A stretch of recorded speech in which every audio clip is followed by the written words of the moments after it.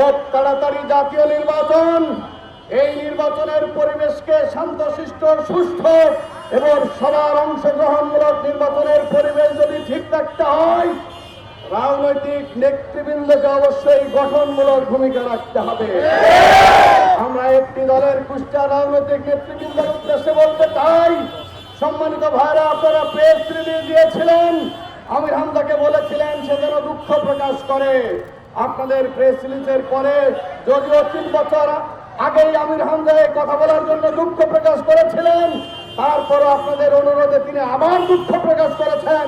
তারপরেও কেন মাঠে এনে মহিলাদেরকে ভাড়া করে এনে আমির হামজার বিরুদ্ধে মিছিল করাতে হবে? টাকা পয়সা দিয়ে এনে লোক ভাড়া করে আমির হামজার বিরুদ্ধে মিছিল করাতে হবে, আমরা জিজ্ঞাসা করতে চাই।